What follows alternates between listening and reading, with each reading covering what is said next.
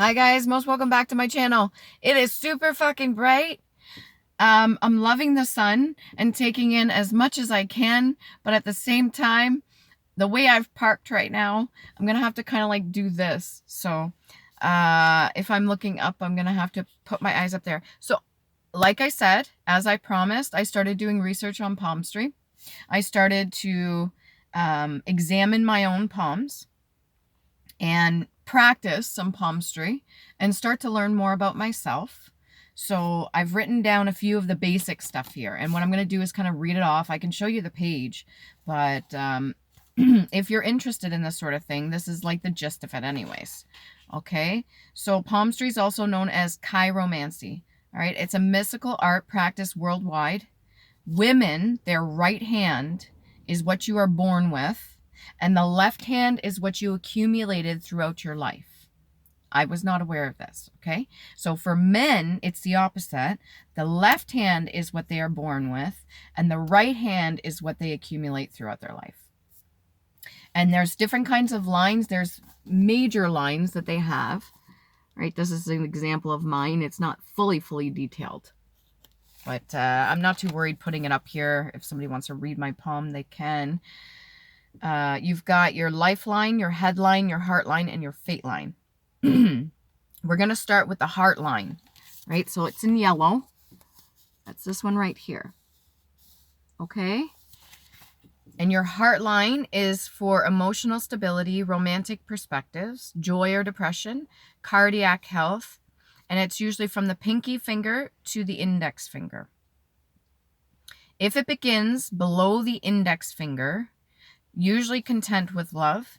If it begins with the middle finger, is a little bit more selfish, possibly when it comes to love. If it begins in the middle and if it begins in the middle and just give me a second. One's if it begins with the middle finger, and one says that if it begins in the middle. Falls in love easily. If straight and short, less interested in romance. If it touches the lifeline, so I'll show you this one here, that would be the orange one. So the orange one, if it touches the lifeline, okay, if those two are connected, a little bit easier of being heartbroken than normal.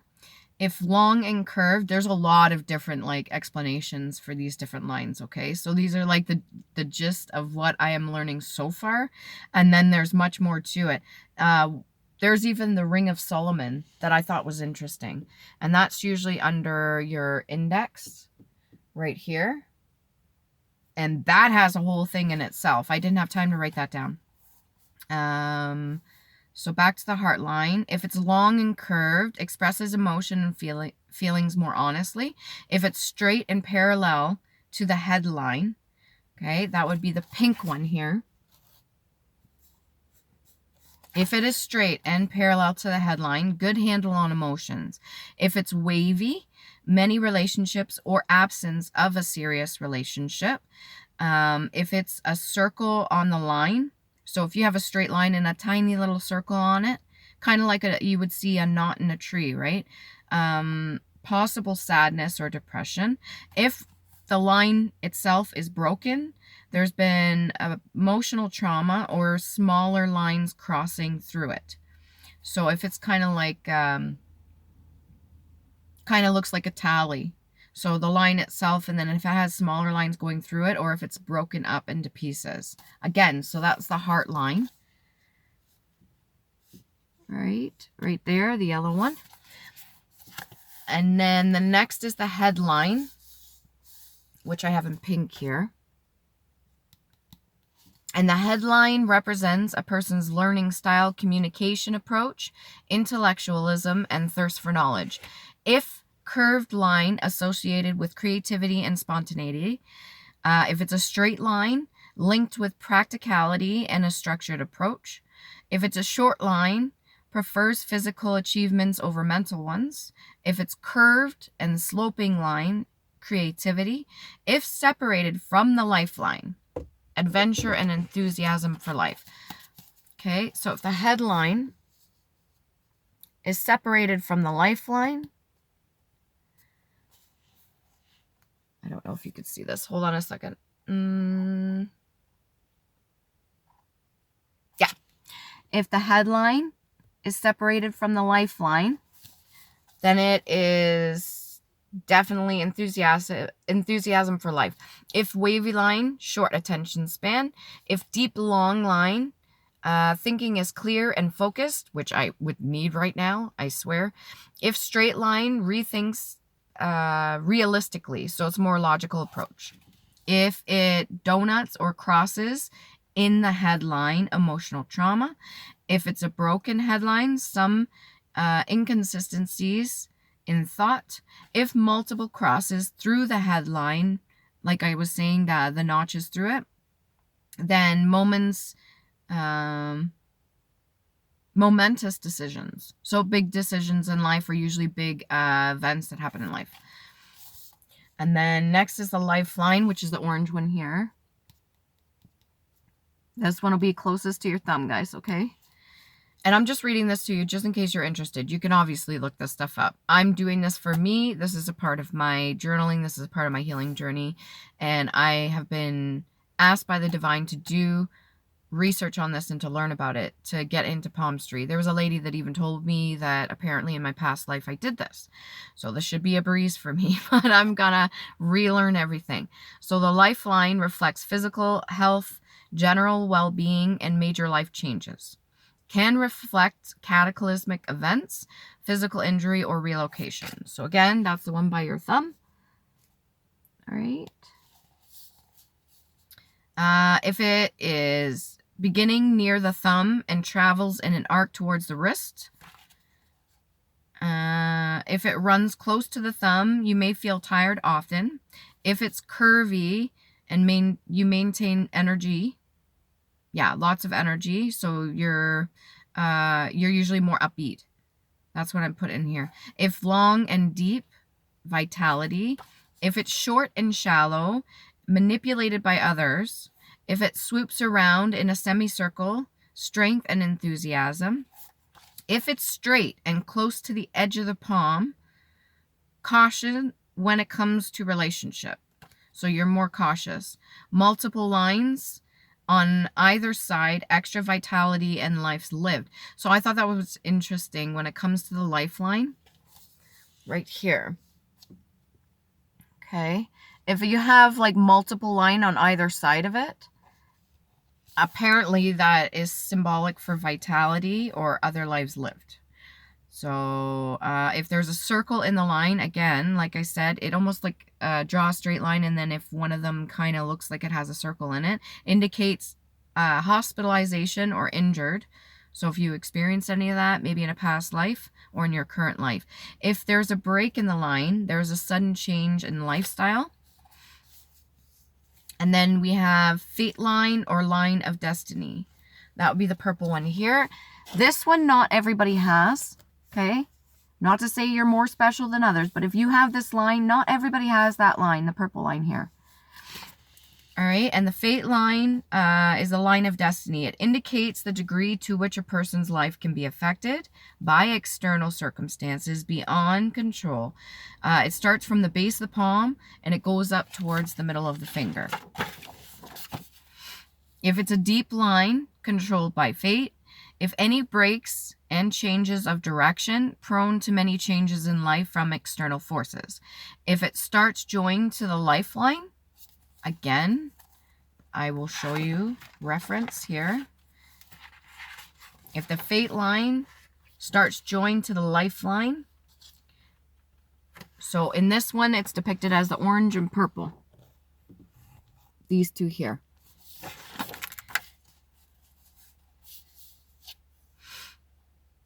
Develops aspirations early on. If joined with a lifeline in the middle, signifies a point at which one's interests may be surrendered to those of others. Meaning that if you have a destiny and part of that destiny, now I don't fully agree with this, but this is because I'm an independent person, but it means that you have surrendered your interest for another person. It's almost like a self-sacrifice. It's like giving up. But a lot of mothers do this. Fathers do it too. They give up certain things so that their child can have certain things. But what I disagree with is the fact that you still have free will. So just because you have a child or just because you're in a partnership with somebody doesn't necessarily mean that you have to give up what interests you. I think that's ultimately a choice, but this is what's saying that there could be part of your fate where that becomes one of your choices, okay? The other one is starts at the base of the thumb and crosses the lifeline. Support is offered by family and friends, more likely. All right. So that was for the different lines. Those are the major lines on the hand itself. All right, you've got 4. And then there's different shapes of hands coincide with different elements. So for earth hands, usually broad, square palms and fingers, thick or coarse skin, a bit of a ruddy color. Length of fingers equals length of palm. So the earth signs would be solid values and energy or stubborn energy, practical and responsible energy, and also can be a little bit materialistic, very hardworking, comfortable, and tangible. Okay, so you're good in the comfortable and you're good in the intangible too. Air hands, square or rectangular palms with long fingers and sometimes protruding knuckles. So low set fingers, thumbs, dry skin, length of palms less than the length of fingers. Air hands are usually sociable, talkative, and witty, can be shallow, spiteful, or cold, comfortable with the mental and the intangible, does things in different and radical ways. So we've got earth hands, air hands, and I had no idea about this, but apparently the shape of your hand can signify what you have for different elements. Okay, and then water hands, long, sometimes oval-shaped palm with long, flexible, conical fingers, if I'm saying that right, C-O-N-I-C-A-L, conical fingers. Length of palm equals the length of the fingers, but is less than the width across the widest part of the palm. So water hands usually are creative, perceptive, and sympathetic, can be moody, emotional, and or uninhibited. Introverts normally, they also do things quietly and intuitively and intent.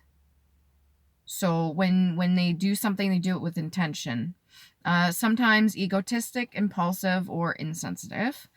And then last but not least, fire hands. Square or rectangular palm, flushed or pinky skin, shorter fingers, length of palm is greater than the length of fingers, spontaneous, enthusiastic, optimistic, sometimes egotistic, impulsive, or insensitive, a bit more of an extrovert, okay? And they do things boldly and instinctively.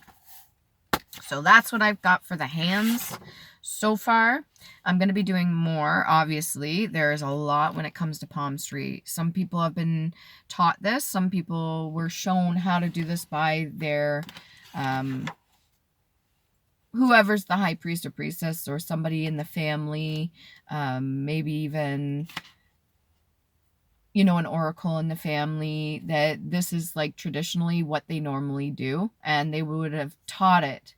They would have taught this to the next generation. So some people have been taught this at a very early age and they become really, really good at it, at reading somebody's hands.